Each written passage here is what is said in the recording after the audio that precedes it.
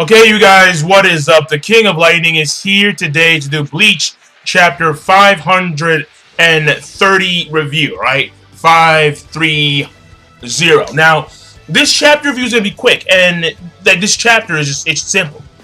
It's simple, and to have like a very brief nutshell, we see Shiba, or Isshin Shiba now, captain of the 10th squad, confirmed Isshin Shiba, go to the location, meet some random Shinigami. They're like, bro, why are you here, Captain Shiba? Notifies them that he's gonna be here, and if it's raining, to evacuate and leave the premise. And then we cut over to Misaki, and this part I like the most. But like, we see Misaki, we see her aunt, which we don't know what her name is, and apparently her son, the son of Misaki's aunt, is Ryukin. Now see, I like that. Why? Because that means I'm right. I'm right because I said how there's a chance that Uryu and Ichigo are cousins, and lo and behold, you see this? This is the right face. This is the I'm right face. And you gotta do this too. You gotta point yourself like, yeah,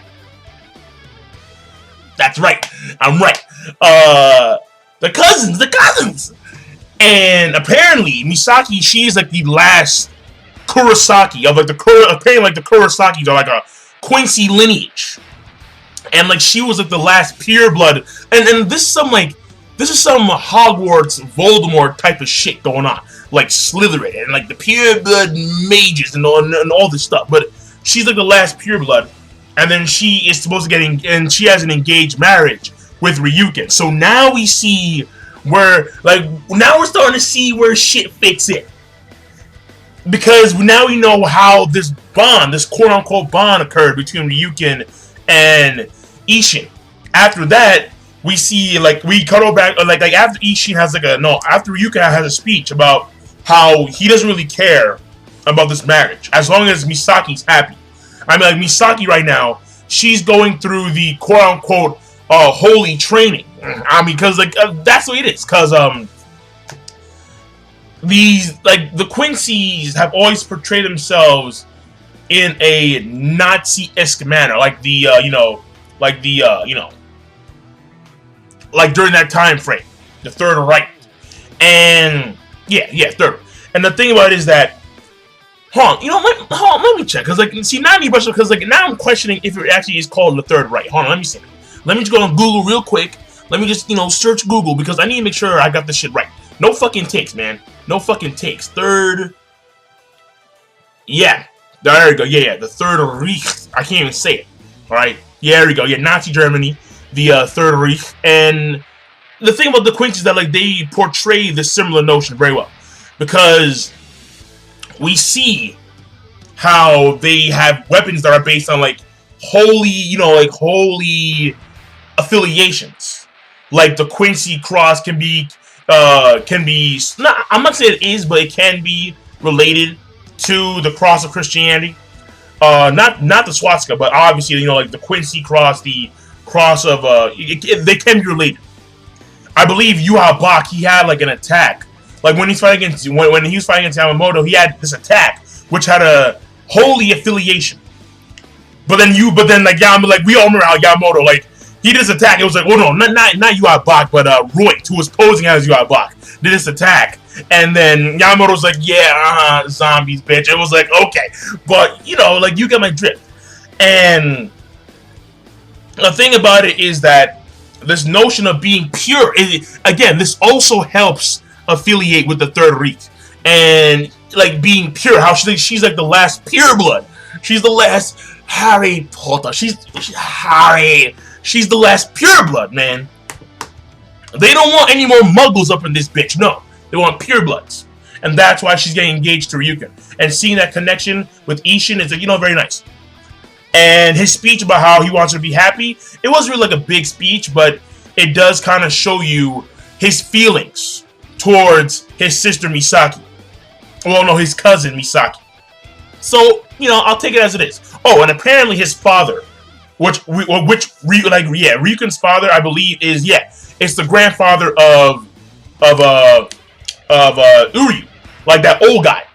Well, he's in like the fifth field, like the Fünf, yeah, because Fünf is 5 in German, the Fünf. So I don't know what it is. I have no idea. I have no idea.